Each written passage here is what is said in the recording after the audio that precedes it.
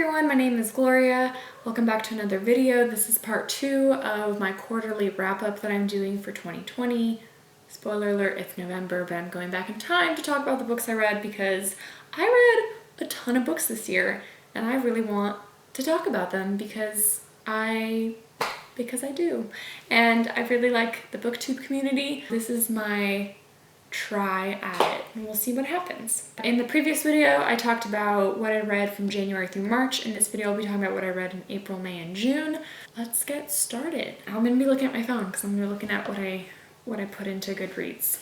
The very first book that I finished in April was Harry Potter and the Goblet of Fire, book number 4. I mentioned in my last video, but my husband has never read or listened to the Harry Potter books. I'm a big fan. I love the Harry Potter series and world, and so we are listening to them on audiobook narrated by Jim Dale, who's incredible, and so we're really making our way through these books this year. Really love this 4th book with my husband. Gave it a 5 out of 5.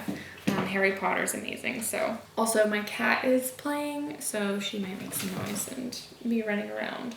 She's pretty hyper right now. The next book, I'm going to be talking about 3 Malcolm Gladwell books that I read during this quarter. So I read Talking to Strangers, What We Should Know About People We Don't Know, David and Goliath, and Outliers. All of these are by Malcolm Gladwell. I first heard about Malcolm Gladwell through his podcast, Revisionist History. Really like it, by the way. If you're looking for a podcast, highly recommend. It's incredible. I got these books off of Libby. If you don't know, Libby is a library for audio and ebooks. You just plug in your library card number and you get access to a bunch of stuff. So that's how I mainly listen to audiobooks, or was listening to audiobooks. I'm reading a lot more physical books now. So I listened to all of these. I gave all of these a 4 out of 5. They all have different stories. Malcolm Gladwell does a really incredible job, like going back into history and retelling a story, getting you to look at something in a different way. The first one, Talking to Strangers, really incredible, really enjoyed it. I think that the premise of the book is we make assumptions about people, and then that in turn influences the way what our actions are and how we respond to them. It was great. I highly recommend. Malcolm Gladwell's amazing. David and Goliath, which is a story about underdogs, misfits, and the art of battling giants. I read this one really close to when I read Outliers, The Story of Success, so I'm getting the 2 mixed up about what was in what book, but both are really great. Anyways, all of Malcolm Gladwell's books are great. I highly recommend them. I like them. I think they're worth your time. That's all I'll say about Malcolm Gladwell. They're all nonfiction, obviously, if that wasn't obvious enough. The next book I read in April was Where the Crawdads Sing by Delia Owens. This is a really popular fiction story. I also read the audiobook to this. This book is about a girl who grows up in I don't remember if it's North Carolina or South Carolina. One of the Carolinas. I think she grows up in like the swamp. Shoot, I hope it's Carolinas. It might not even be. Somewhere in the South. I'm really bad at remembering like character names and locations and whatnot. This girl grows up in like the swamp through like a really broken home and family who basically gets abandoned by her mom and her father and siblings and has to really grow up herself. She's living on this like shack in the middle of nowhere and has to go get her own food and figure out how to live on her own. She goes into town. There's like a small town nearby to like, that's where she gets her groceries and whatnot. She isn't going to school, or she's like forced to go to school but doesn't ever want to go to school, so she kind of like teaches herself, and she's really into geology and like marine life and studying of animals and all that kind of stuff. So she's like teaching herself in her own little world. Everyone in town thinks she's like this black sheep, like super weirdo. Everyone doesn't treat her well. This is a dual timeline story, so you go back and forth and then the timelines converge. She gets sexually assaulted, or there's a death, and you don't really know if she did it or did she not do it, and the whole story you're like, did she kill him or did she not? Did she kill him? Did she not? It's a great story. I liked it. I gave it a 4 out of 5. So those were the 3 books that I read in April. In May, I read 4 books. Not a lot again, but slowly moving up. The first book I read in May was Catch and Kill, Lies, Spies, and a Conspiracy to Protect Predators by Ronan Farrow. This was also an audiobook.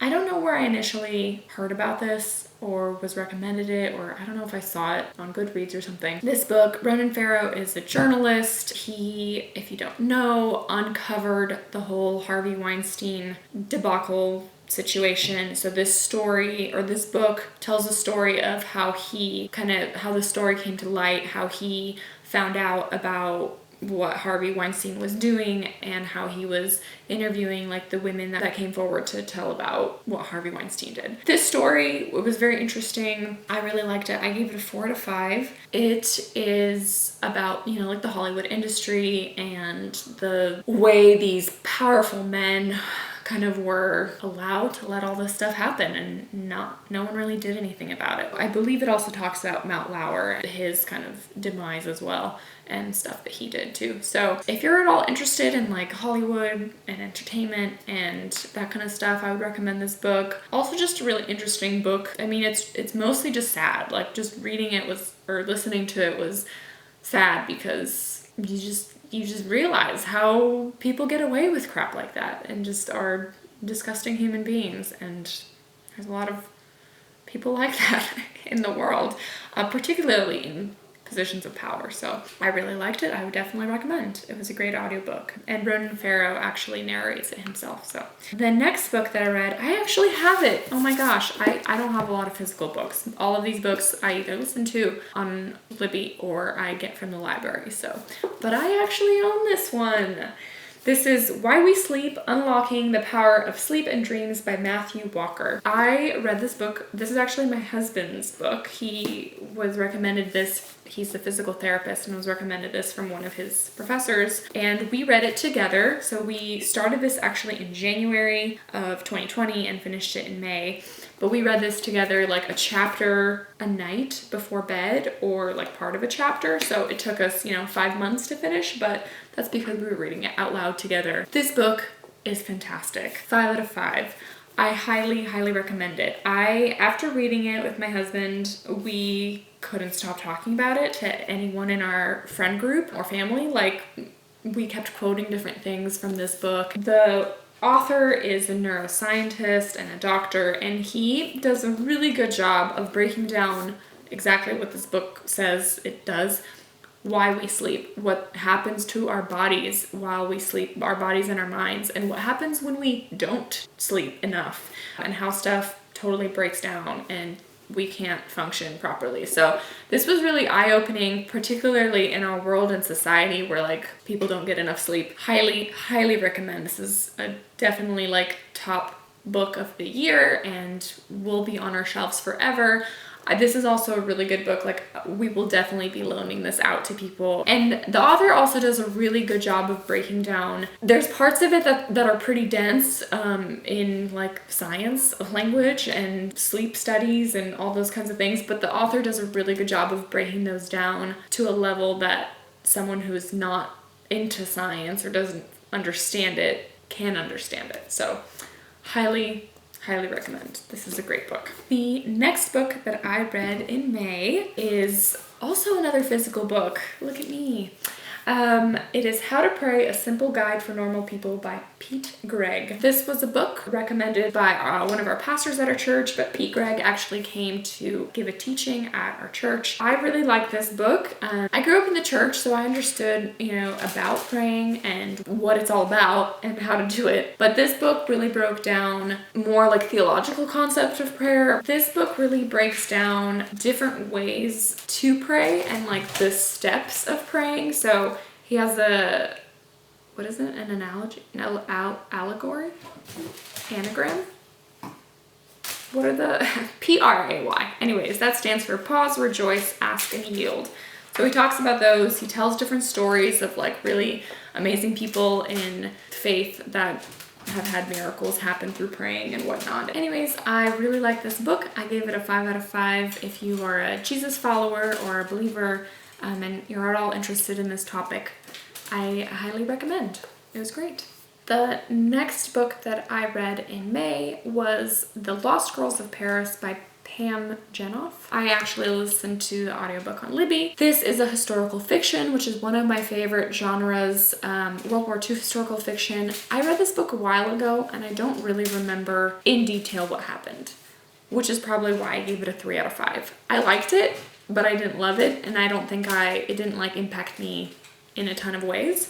So if you like historical fiction, I would still recommend this book because I enjoyed it, but it's not like a favorite. I vaguely remember the premise.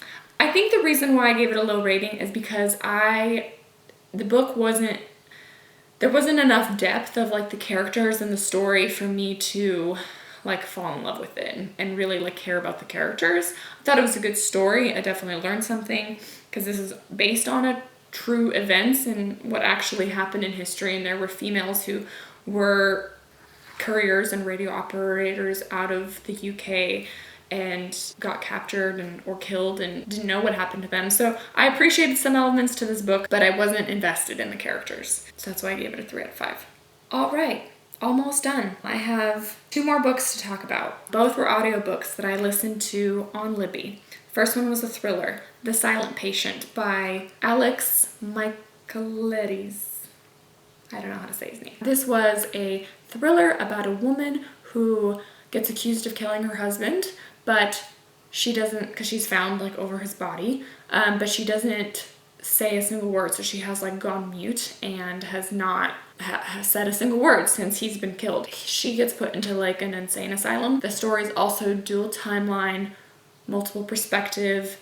You don't really know what's going on. You're piecing the story together of like what actually happened. Another main character in the book is her psychoanalyst or psychotherapist that also works at this insane asylum, and he's treating her and wants her to talk and tell her story of what actually happened, because we don't know if she actually did it or didn't do it. I enjoyed this book. I gave it a 4 out of 5. I thought it was, the twists were interesting and caught me off guard, and I enjoyed it. I thought it was good. This book is super popular, so I'm sure that you have heard about it. And if you like thrillers or suspense, then I would read it. And the final book that I read in this quarterly wrap-up is Unorthodox: The Scandalous Rejection of My Hasidic Roots by Deborah Feldman. This was also an audiobook that I listened to. My friend and I share library cards on our Libby accounts because she lives in a different county, in a bigger county in Portland, and she has more access to audiobooks and ebooks than my county does. So she requests and like puts a bunch of books on hold, and whatever comes up I can see. So I usually kind of just end up reading whatever she picks. So I don't know if I would have ever chosen this book on my own, but I saw it in her Libby and I needed something to read. So I was like, oh, I'll listen to this too. And there's the Netflix documentary or Netflix series based on this book. So I was, considering watching that. But this is a memoir. This girl grows up in this very religious Jewish community, I believe in New York. Again, terrible with settings, not sure. But New York makes sense. Grows up in this very, very religious, strict community, and she, this is also her like coming of age and how she, what the title says, rejects her faith and her religion because she doesn't really want anything to do with it. The story is written, so the author obviously tells her own story, but she puts it in like the perspective of being a young girl, and her relationship with like her estranged father, and she grows up with her grandparents and the different people in that community. I thought it was interesting. I gave it a 3 out of 5, which seems kind of harsh. Maybe in hindsight I would have given it a 4 out of 5 because I did enjoy it, but I just kind of I liked it, but it wasn't amazing. So, but I'm so glad I read it. So that's my reasoning. Yeah, so that is all the books that I read in this quarter. So that's 11 books in total, which doesn't seem like a lot. It's not a lot, but trust me, that number will grow. My next wrap up, it's gonna be oh so long because I read so many books in August and September. Thank you so much for watching. I hope you liked it. I don't really know what I'm doing. We'll see, but I read a lot of really good books the rest of the year, so I'm excited to talk about them. Thanks for watching, and see you in another video.